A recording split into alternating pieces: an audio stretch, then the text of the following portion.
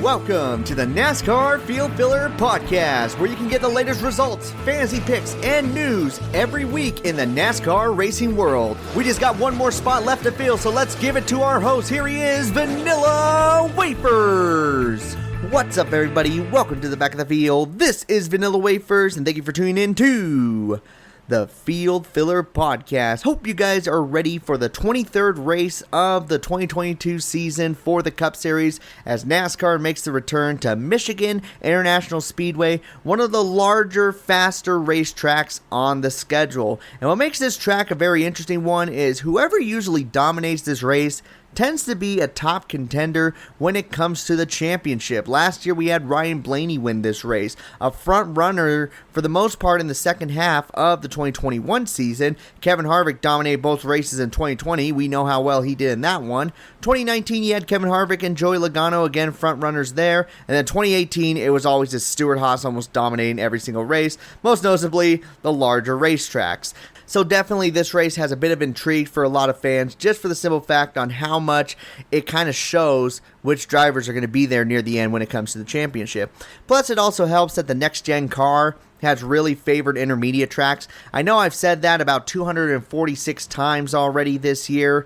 It just feels like almost every single episode. The next-gen car is going to look really good because it's an intermediate track. It does not favor the road courses or the short tracks, but my God, if it's a mile and a half or 2 miles, get ready because these tracks are the bee's knees when it comes to the next-gen.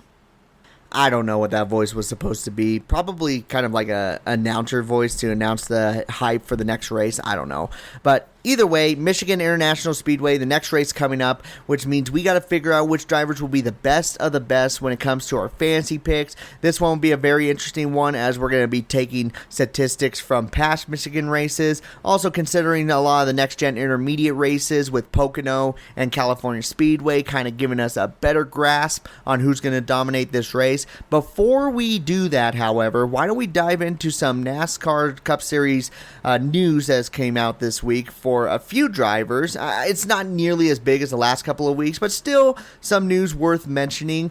One bit of news that you guys have probably already seen is that there was a car number that we haven't seen at all here in the Cup Series on the entry list for Michigan, and that was the number 33 car. Well, apparently Richard Childress Racing is opening up this car to run one race with Austin Hill, yes, the same Austin Hill running the Xfinity for Richard Childress Racing, to race his first Cup Series race and make his debut at Michigan International Speedway. Very interesting. We don't see this nearly as much with a lot of other teams, but Richard Childress Racing does do this quite a bit. We saw it with Tyler Reddick when they raced the number 31 machine. I thought he would bring back the number 31, but I really did not see Austin Hill making his debut in the Cup Series this quickly. But you know what? He's doing really good down the Xfinity Series. He's already gotten, I believe, 2 victories at this point and been a front runner in quite a few races. Austin Hill is clearly showing that moving him up from the Truck Series into the Xfinity Series was a great decision for Richard Childress Racing, and I hope to see him here in the Cup Series very soon.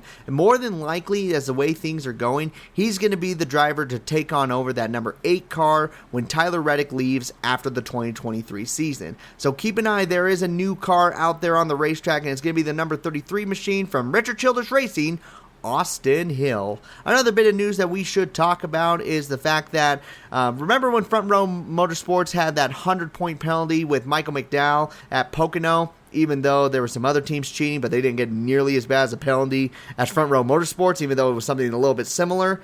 Well, it turns out that they were going to start the appeal process, and then they just basically gave up on it. They must have just thought to themselves, yeah, we ain't going to win this appeal. We'll just accept a 100-point penalty and just pray that we get a victory here in the next 4 races before the playoffs start. So, Front Row Motorsports not going to carry the appeal any further, so that 100-point penalty that they suffered from Pocono will stand, as well as a $100,000 fine. Also some news in the racing world, Kurt Busch, driver in the number 45 machine for 2311, is still not cleared to race, meaning Ty Gibbs will continue to fill in at Michigan. meaning Kurt Busch will miss his third straight race here in the 2022 season. This one is an absolute bummer. It really stinks to see Kurt Busch here sidelined after really figuring out that number 45 car. Got a victory. I mean, it's so impressive that he can get one victory every single season, no matter which car he's in. I think that's very special for a driver, and something you don't usually see too much here in modern NASCAR. But unfortunately, that wreck at Pocono, I did not think it was that bad of a wreck, but here we are, third week in a row that he is going to miss, and Ty Gibbs jumping in to the car to substitute for him. I mean, great opportunity for Ty Gibbs, but I guess there was a lot of controversy on who was going to jump into this car, because I think Denny Hamlin wanted John Hunter Nemechek to actually sub in for the injured Kurt Busch, but Joe Gibbs was able to pull some strings and say, nope, Ty Gibbs is going to be in that car. And apparently it may have been for sponsorship reasons. I don't know. I think the main thing that everyone probably has the same idea for is, it's my grandson and I want him to race in the Cup Series, and he's going to eventually be in the Cup Series probably as early as 2023. Again, those are all speculations, but one thing is for certain, Kurt Busch will not be in the car here this weekend, and all the Kurt Busch fans are really upset about that, including myself. I really want to see Kurt Busch back in the car. Now for some sponsorship announcements. Looks like there's an extension going on for Martin Truex Jr. for 2023 as Auto Owners Insurance signs the extension to sponsor Martin Truex Jr. for the 23 season. So just a few months ago, we got the update that Martin Truex Jr. was going to sign on, and I think a lot of people really thought that Martin Truex Jr. was going to retire. I knew I thought it, but then he signs that contract extension, and now his sponsorships are finally signing their extensions as well, as I don't see how many races they're going to sponsor that number 19 car. I know it's going to be probably a good chunk. It sounds like they're going to announce it at a later date, but either way, for sponsorships to keep returning for these bigger teams is always very, very important, because the last thing we want to see is big sponsorships like Mars, or in this case, Auto Owners Insurance, just finally disappear, call it good from NASCAR, because it just is a bad image for these top teams. Staying on topic with Joe Gibbs racing drivers, unfortunately, this is not going to be a talk about contract extensions or Kyle Busch signing on with a new team or even finding sponsorship. Unfortunately, that is not out yet, but there was a scary situation that happened to Kyle Busch and his family on Thursday as he went to Mall of America, something like that. It's in Minneapolis. And some jackass decided to pull out a gun and start firing in the air. Thank goodness nobody was injured, but I'm pretty sure that scared the hell out of a lot of people. I'm certain that this person has been taken into custody. But Kyle Busch, Brexton, and his wife, I believe her name is Samantha Busch, none of them were injured, but they were at the mall during that time. Just a scary, scary situation. Just proves to show how dangerous some places can be. And you just got to be on top of your toes sometimes going out in public. Thank goodness that nobody was injured, especially for the driver of the number 18 machine and his family. So luckily this is not a tragic story, but definitely a scary story to say the least. Now let's go back to a lighter side. Let's talk about one more bit of news this week before we get into fantasy picks, and that is regarding a brand new team potentially coming into the Cup Series as early as this year.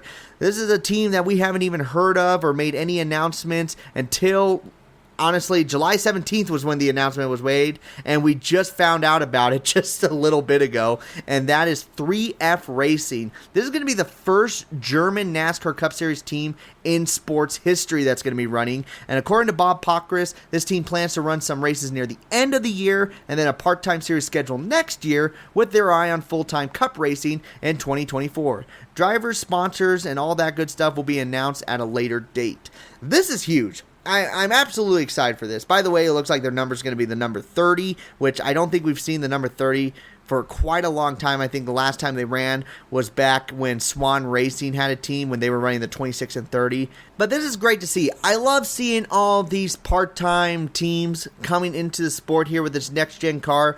Just proves that NASCAR is definitely bringing in a lot of interest for a lot of outside entities. I mean, the Money Racing team, they wanted to come in because of that next-gen car. You also have this team that's going to be coming in Watkins Glen. I think they're called Team Stange, something like that. They're going to be driving the number 79 car, and they're going to run a few races this year. And now you got 3F Racing making the announcement.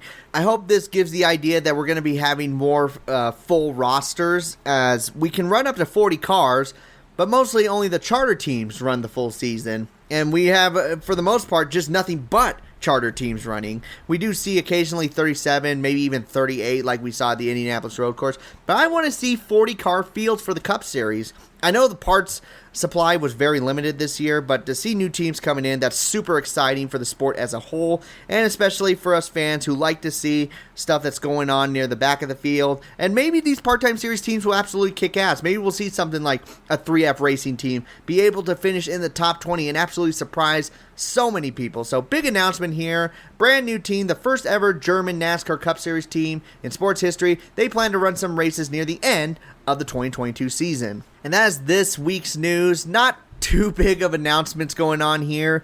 I mean, when the fact that the biggest bit of news was a sponsorship extension, that's when you know that the news was a little slim, but still worth covering. I think the biggest one was the fact that Kurt Busch is still not cleared to race. This is starting to worry me because no, maybe not. Maybe that's going a little bit too extreme. I was thinking that maybe he could go below the cutoff line if he's not able to return in the next couple of races. But who knows? Maybe he's not going to be able to return for the first start of the playoffs, which would be crazy to see. Hopefully that does not happen. And the fact that a brand new team has announced that they're going to be running a few races near the end of the season, that's always really cool. But let's focus on this weekend. Let's focus on who we want on our fantasy rosters, because we're down to just a couple of races left in the regular season. We got to figure out which drivers we're going to use here at Michigan, drivers we want to save for some later races, which are Watkins Glen, Richmond, and Daytona. This is really important for a lot of fantasy rosters, so without further ado, let's dive into it. Let's first look at our top picks for this weekend at Michigan International Speedway.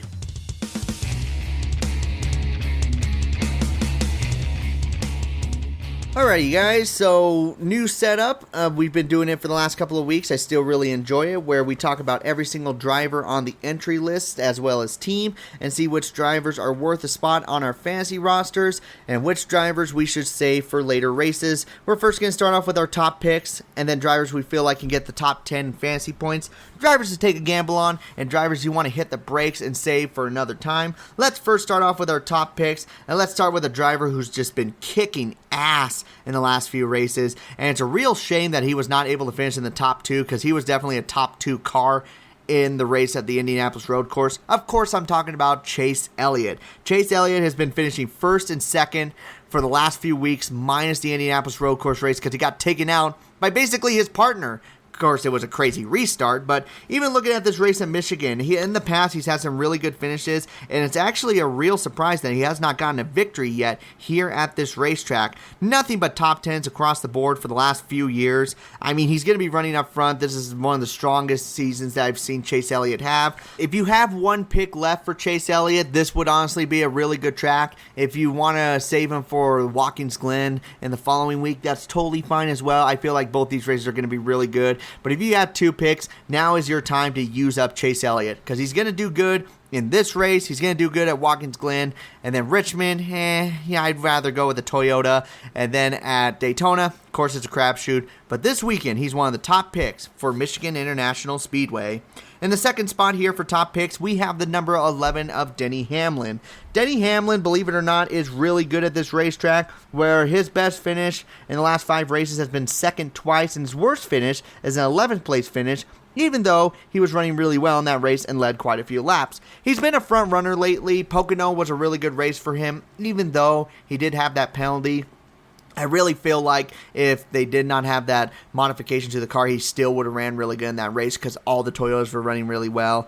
Whatever Toyota struggled at the beginning of the season, because California, they did not really do that good, but when they finally started figuring out the car, they started to do great at these intermediate tracks. It's not a road course. We don't got to worry about that. And Denny Hamlin is probably going to look really good at this race, Richmond, and Daytona. It is now time to start looking at the Toyotas. And Denny Hamlin, I think, is going to be a front runner to get a victory here at Michigan, along with his partner, the number 18 of Kyle Busch. Again, Kyle Busch, similar to Denny Hamlin, he had that modification issue at Pocono, so he unfortunately got DQ'd for that situation. But when you look at past results here at Michigan, he is a front runner. His worst finish in the last 4 years has been a 7th place finish.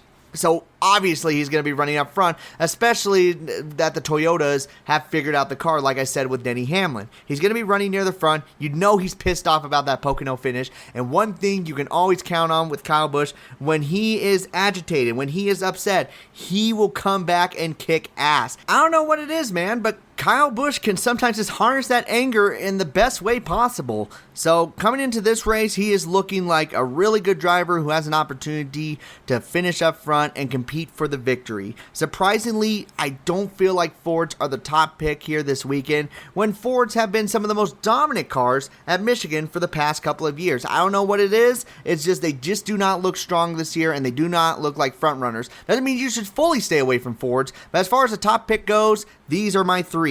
The number 9 of Chase Elliott, the number 11 of Denny Hamlin, and the number 18 of Kyle Busch are great number 1, number 2 picks for fantasy rosters here this weekend at Michigan. Now it is time to look at the rest of the top 10 in fantasy value here this weekend. The first one, and I think a lot of people are considering this driver as a top pick here this weekend, the number 5 of Kyle Larson, a driver who has dominated Michigan a few years back and also won the race in California, his only race so far that he's been victorious in the 2022 season. So why in the world do I put him as maybe a number 3 or number 4 pick here in fantasy value this weekend? Well, there's just something about the last few weeks for Kyle Larson. It has not been the best runs. I mean, yeah, he's getting top 10s here and there. His average finish has been 11.2 in the last 10 races, but he's not the front runner. And I don't know what's going on with that team. They could be doing some strategies right now. They could be trying to figure some things out. Maybe they know that they're already locked in, so they're testing things out, kind of similar to what Jimmy Johnson and Chad Knaus used to do throughout the summer stretch. But right now I'm looking at this Michigan race, and I see Kyle Larson definitely getting a top 5 in this race, but I don't see him leading a bunch of laps or even getting the victory over his teammate or the Toyota camp. I see him running around there in the 5th or 6th position and could potentially be even a riskier pick because, like I said, there's been a few races where it has been a really strange number 5 machine. Not the same number 5 machine that we've seen in 2021. More like the 3rd or 2nd Hendrick car in the roster. Either way, though, I still think it's fine to put Kyle Larson in your fantasy roster as a fairly high pick, just for the simple fact that, yes, this is a track that he's been successful at in the past. And I'm looking at the other races coming up. Maybe Watkins Glen could be a better race for him, but mostly, if you got one pick left, Michigan or Watkins Glen, he's similar to Chase Elliott, is going to be Kyle Larson's strongest race here for the rest of the regular season. Next driver we have up is the number 8 of Tyler Reddick. Tyler Reddick is one of the hottest drivers right now in the summer stretch, maybe behind a driver like Chase Elliott, but still, he's not that far behind because his finishes at bigger racetracks and road courses has been phenomenal. He's won the last 2 road courses, beaten Chase Elliott in both of them, which is very damn impressive. But when you look at the Pocono race, he finished 2nd in that race, technically 4th if you really want to consider Denny Hamlin and Kyle Busch in the 1st and 2nd spot. Either way, still top 5 running position, ran really well in that race. And as far as fantasy value goes, he's been near the top. When he is running around the top 10, expect a top 5. And I really expect that out of Tyler Reddick. Has so much momentum going in his direction. Chevrolets just look great at these faster racetracks. I see a pretty high finish, even though his last few finishes here in Michigan haven't been the best. Just remember, 2019, he was able to win that race, and he was running near the front for the most part in that race, so it wasn't a fluke either. Tyler Reddick is part of that top 10 talk, as he is right there with Kyle Larson in the 3rd spot as far as fantasy value goes. And then next up, we have the number 19 of Martin Truex Jr. Martin Truex Jr. is very consistent when it comes to this racetrack. I mean, in 2020 and 2019, he would either finish 3rd or 4th. Like, that is very, very good. Running around the top 5. Last year, he finished 10th, so definitely fell off a little bit. However, that value is still there in the number 19 machine, because one thing you definitely want here near the end of the regular season is drivers who are going to be consistent, and I think Martin Truex Jr. is going to provide that for you here at Michigan. I would say save him if you only got one pick left. Here would be my rankings, because everyone thinks, yeah, Watkins Glen would be a good race for him. But remember, the Toyotas have been garbage at road courses, so I don't know how well his fantasy value will be there at that racetrack. Richmond, I think he's going to do really good at. Daytona, I wouldn't really use him. Well, maybe you want to use him. I'm not sure, but he does need to get that victory and it's going to be either at Richmond or he's going to run really good here in this Michigan race. I don't know if he's going to be able to beat his teammates, but I still see a very consistent driver who will give you good fantasy value and will be a good spot in your third or fourth spot on your fantasy roster. Next driver we have up is the number 4 of Kevin Harvick. Kevin Harvick has won a good number of these races here at Michigan in the last couple of years, so why are we not putting him in the top picks? Well, obviously, Kevin Harvick has dropped in value quite a bit in the last year and a half or so, as his finish last year in the 2021 season was 14th. His average running position was 14th.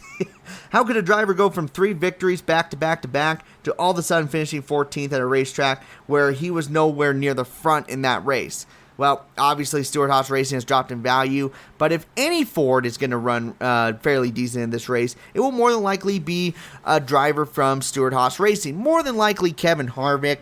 I feel like Kevin Harvick ran really well in the Pocono race. It was a damn shame that he got caught up in that incident because I think he was going to get a top 3 finish. Just good finishes in the stages all around and running really well. At California earlier this year, running around the top 10. So, as I do not expect a win out of the number 4 machine, and I know a lot of the Kevin Harvick fans really are hoping for that because he's on the outside looking in right now as far as the playoff picture goes, I think he can still get a good finish in this race and finish in the top 10, maybe even top 8, and could get you quite a few stage points. And I think, again, similar to Martin Truex Jr., he's going to be a driver that's going to be fairly consistent, and that's what I want right now near the end of the season. And looking at the other races, I think this is the best chance for Kevin Harvick to try to get a victory right now, if he can get the victory. So Kevin Harvick, he's right there in the top 10 picks. You got 1 pick left for him. I'd say out of the races coming up, this is the best time to use him.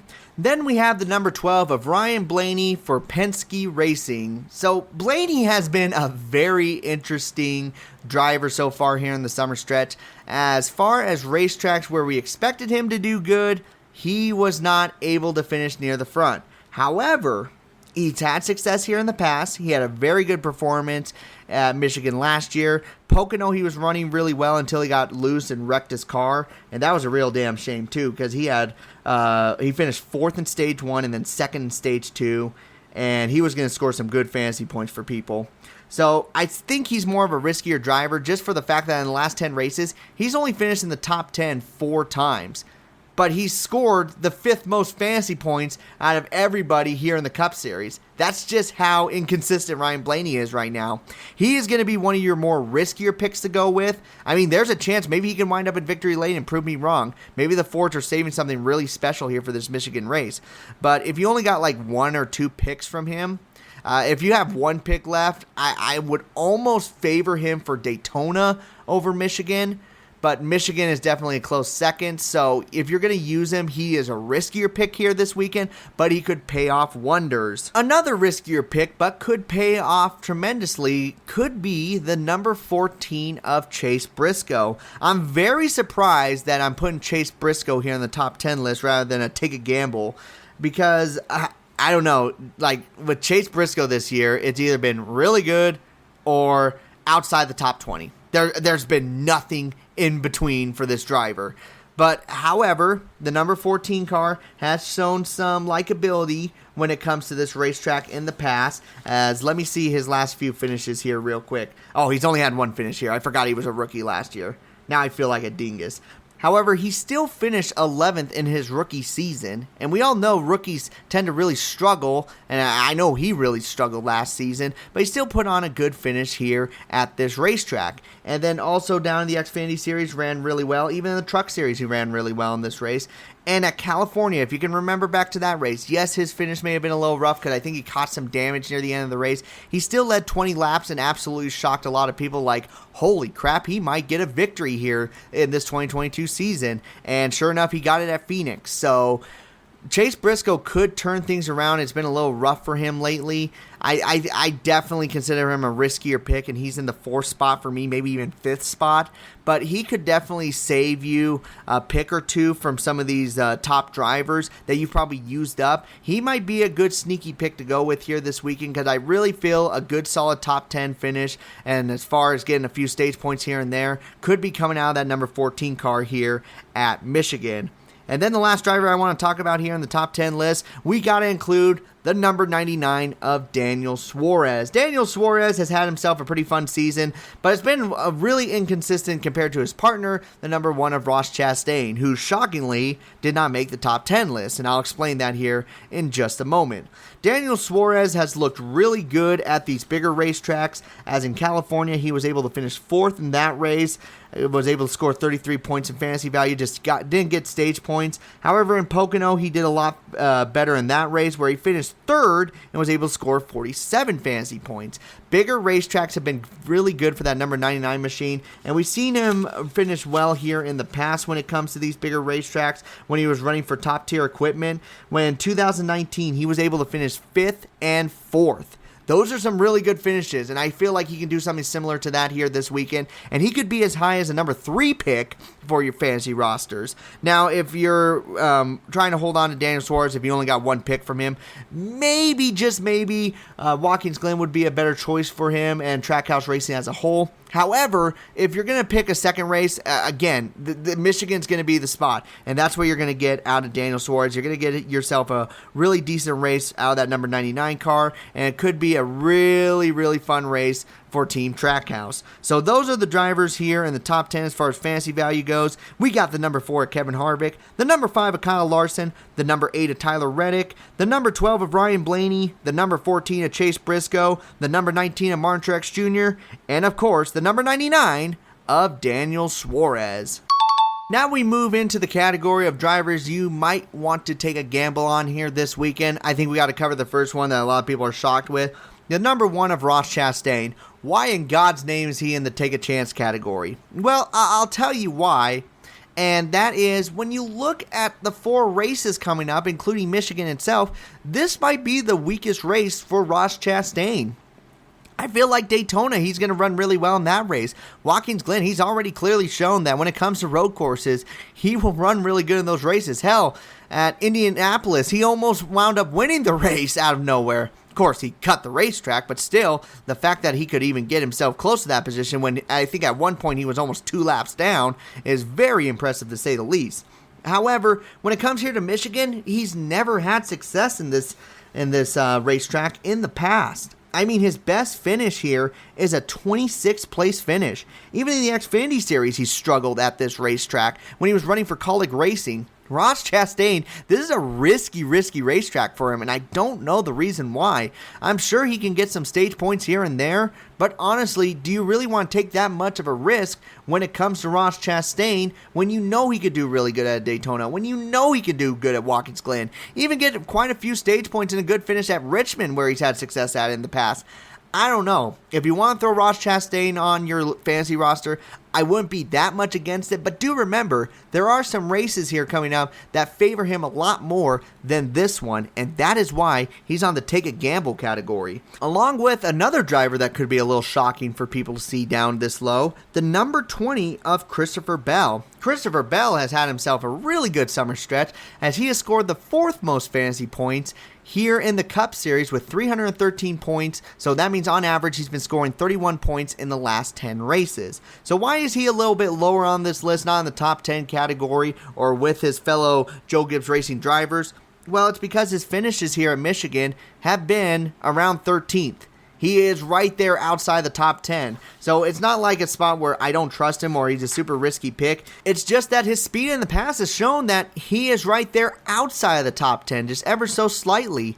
And I don't know if you really want that or really want to use up a pick of Christopher Bell at a track where he's probably going to get at best an 11th place finish. Do you really want to use the number 20 car for that? Or would you rather save him for Watkins Glen and Richmond, where we know Richmond he's probably going to do really good at? I don't know, man. I don't feel too confident in Christopher Bell getting some solid points here in this race. And also looking back at his past few finishes at tracks similar to this, some of those bigger racetracks, he did do good at Pocono, but again, Pocono's not really similar to Michigan. I just put it on there since it's mostly a larger racetrack, and sometimes you'll see teams use the same car that they use at Pocono for Michigan. But at California, he finished near the back. He had engine issues. Something just doesn't scream that this is going to be Christopher Bell's race. I'd rather throw any of the other Joe Gibbs drivers into my fantasy roster rather than that number 20 machine. Next up, now let's include some drivers who are definitely gamble categories, who deserve a spot here in the gamble category in a good way. Let's first talk about the number 3 of Austin Dillon. Austin Dillon has been making his spots here a couple times when it comes to the take a gamble category, and that is because when it comes to Richard Childress Racing, they do good at these bigger racetracks. Austin Dillon was able to finish 2nd at California. He was able to finish 10th at Pocono. As he may not be a top tier driver when it comes to this racetrack, he is fairly consistent when it comes to the bigger racetracks. And like I said, you want someone who's consistent. You want someone who's maybe going to save you a couple picks for drivers that you want to save for the other racetracks coming up, which I totally understand. There's a lot of drivers right now where I say Michigan could be their second best racetrack. I think for the best racetrack for Austin Dillon, it will be here at Michigan. Don't expect him running near the front. I don't expect him to get a similar finish to what I saw in California, but I do see a solid 9th or 10th place finish coming out of that number 3 machine. Stage points will definitely be helpful in putting him in your fantasy roster, so if you think he can do that, and if he shows good speeds in practice, he might be worth a spot in your 5th spot or even your garage pick here for this weekend, and that is the number 3 of Austin Dillon. Next up, we have the number 23 of Bubba Wallace, a driver who's been kind of a little bit all over the place right now, but he has been favoring more towards the green here at these bigger racetracks and even intermediate tracks. As he may not be a front runner in these races, he has been more of a top 12, top 10 type of driver. And right now, like I said, Michigan is one of those races where a lot of drivers are feeling that this could be their second best racetrack and not their best racetrack. So you want to save some of these other drivers.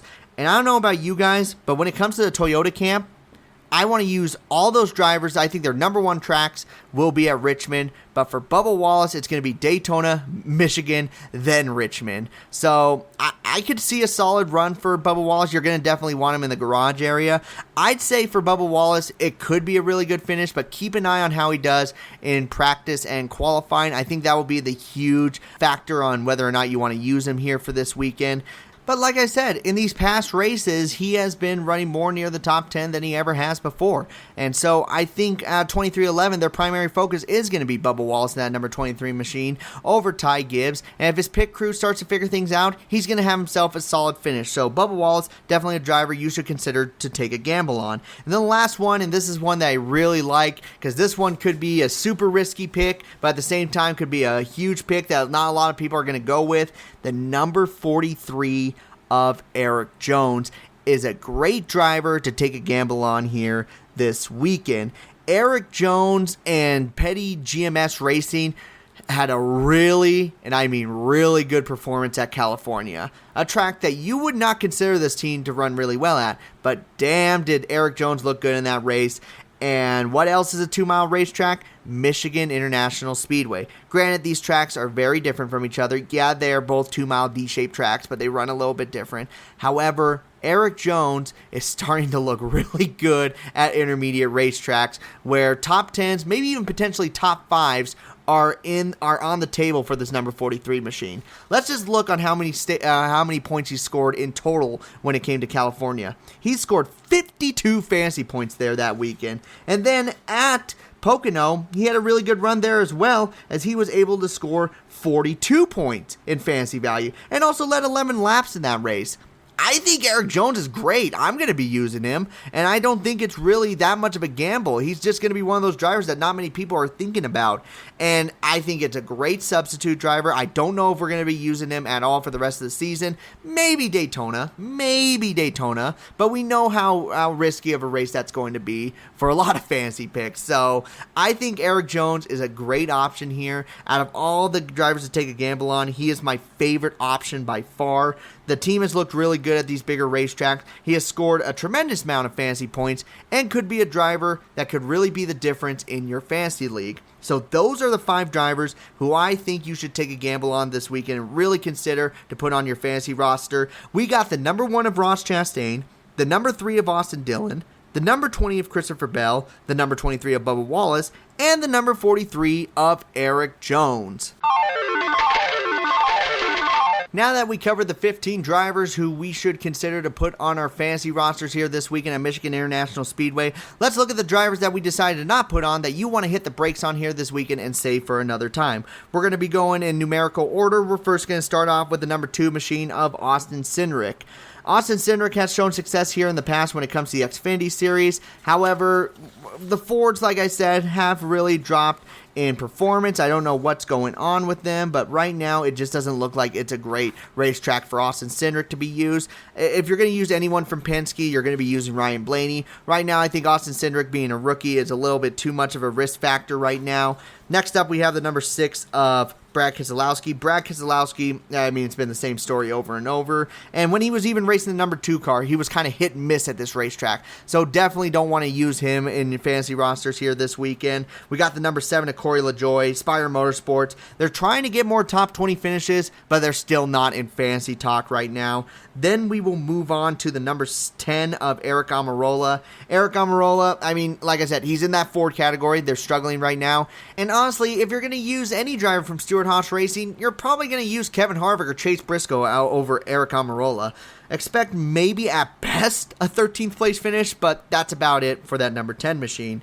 Then we got the number 15 of JJ Yaley. Rick Rare Racing, still not in that fantasy talk. They're in the same spot as Spire Motorsports. They're trying to get more top 20 finishes, and they're even getting stage points here and there. Still not worth a spot in your fantasy roster right now. Noah Gragson has looked good down here in the Xfinity Series, but that number 16 car is kind of a riskier pick all the time. I don't know what to expect out of this number 16 car. Maybe they'll get a top 10 finish, but I think that's too much of a risk. Unless you see him right up top in qualifying and practice, up there in the top 12, then maybe consider him as your garage pick. But right now, no, you're going to keep Noah Gragson off your fantasy team. Then we got the number 17 of Chris Buescher, kind of in the similar spot as Brad Keselowski. RFK Racing, there was a lot of talks about them at some points in some races, but mostly with Chris Buescher, it's been road courses. Still don't know how he got a top 10 at the Indianapolis road course when that car was on freaking fire, but let's talk about him at Watkins Glen and keep him off here for this race at Michigan. Moving on next, we got the number 21 of Harrison Burton. Yep, great finish at Indianapolis road course. Awesome job. I still don't think that's going to turn things around. He's still a rookie right now, still trying to figure it out with Wood Brothers Racing, and definitely the weaker car out of that Penske camp. Even though technically he's not a Penske car, he's still affiliated, but he's still the weaker car. His sort of teammate, the number 22 of Joey Logano, has been one of the biggest shockers here during the summer stretch. I don't know what's happened to Joey Logano, but he is falling in value quite quickly because I don't see him anywhere finishing near the top in this race. He's gotten 3 top 10 finishes in the last 10 races. His average finish has been 16.7.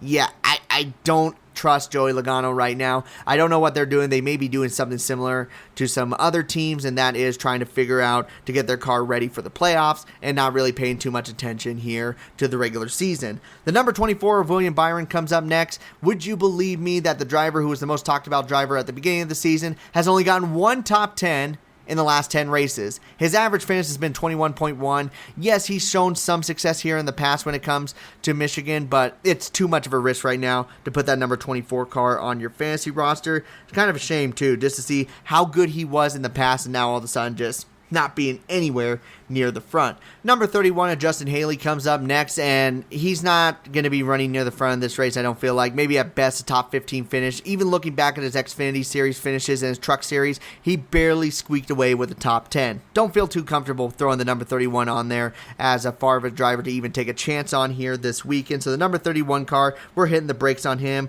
Austin Hill, it's great that he's making his debut here in the Cup Series, but usually the best finish we see in an inaugural race for rookies nowadays is at best a 17th place finish. I don't want to put a 17th place finish car that at best on my fantasy roster. So Austin Hill, it's great that you're going to be here in this race. However, I'm keeping you off the fantasy rosters for now. If you absolutely impress us in this race, that'll be awesome for you. But right now, no, I'm not feeling it. Number 34, Michael McDowell comes up next. Probably going to bite me in the ass. But looking at the last 5 years, he's only got 1 top 20 finish, and that was a 20th place finish last year. I don't feel too confident with those types of numbers. Yes, he's getting top 10s here and there like crazy. 5 top 10s in the last 10 races. I just don't feel comfortable with it right now, especially at a track where we've seen little to no success out of Michael Michael McDowell. And his partner, the number 38, Todd Gilliland's going to fit in there right there with him as well. As yes, he was able to get that top 5 finish at Indianapolis Road Course. It's not a road course race, so I don't feel comfortable putting him on. The number 41, Cole Custer, comes up. He's getting some impressive finishes here and there, but still, he is so far off compared to his teammates. I just don't feel comfortable throwing him on here. He needs to get a couple more top 10 finishes before I even consider him fantasy value. Then we got the number 42 of Ty Dillon. Ty Dillon has been the weaker car for Petty GMS Racing all year, and it's going to stay that way as he's gotten 0 top 10 so far here in the last 10 races. Ty Gibbs in the 45 car. I don't like putting substitute drivers in fantasy rosters at all, and right now that's what Ty Gibbs is, so I don't expect a tremendous finish here for that number 45 machine. Number 47 to Ricky Stenhouse Jr., 1 top 10 in the last 5 years, and then his second best finish is 12th place finish. Other than that, it's been 19th or worse. Don't feel too comfortable with that at all. The number 48 of Alex Bowman, he got 2 top 10s in 2019.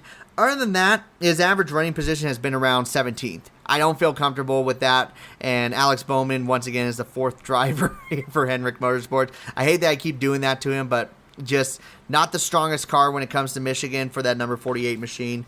Then we got the number 51 of Cody Ware, same spot as Rick Ware Racing, the number 15 machine. He's not going to be running up front. Maybe could get a stage point if pit strategies work well for him, but that's about it.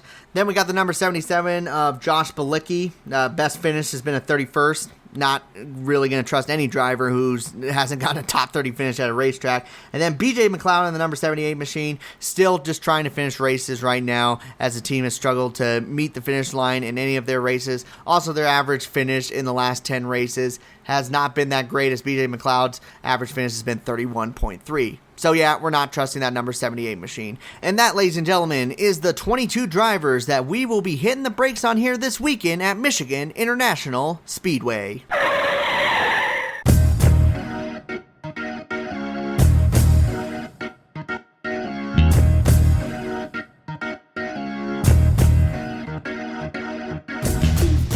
And that will conclude our fantasy picks for today's episode, guys. Thank you so much for listening.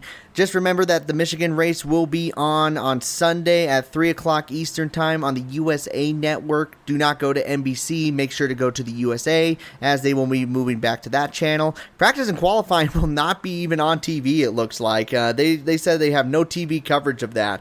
But you can still check the practice and qualifying times on Saturday morning, Saturday afternoon, depending on where you're at, as practice will be at 12:35 Eastern and qualifying will be around 1:30. So make sure to get your updates on there when setting up your fantasy roster. You can also follow me on social media. I am at TikTok at VanillaWafers44, where I post about 5 videos a week, all NASCAR related. It's been a lot of fun. And YouTube, I'm at Vanilla Wafers, just no numbers there, just at Vanilla Wafers. And I just posted a bigger video there about the worst rookie battle in NASCAR history. Already has gotten a couple hundred of views here in the first week posting it, which is freaking awesome, guys. Thank you so much for that. And if you want to follow me on Twitter, you can do so at TylerV33. You can also look me up at NASCAR Field Fillers or Vanilla Wafers. I pop up either way. And just to let you guys know that the stickers are still not here yet, but once I get the stickers for the 124 diecast, I will be posting them on Twitter for you guys to see, as that will be the prize for winning the Fantasy League here this year. And like I said, we're probably going to do something for the final 10 races. I really like that idea, since we went from, I think it was like 21 people at the beginning of the season, like 45. So give you guys a second chance for those people who came in a little bit later. But above all, guys, and this is the most important thing, thank you so much for listening to the best and trying out all the rest. I have been able to fill up the last few remaining minutes of your time, so I'm going to take the car and pull it right on into pit road, collect my last place winnings, and I am out. So you all take care. This has been the Field Filler Podcast.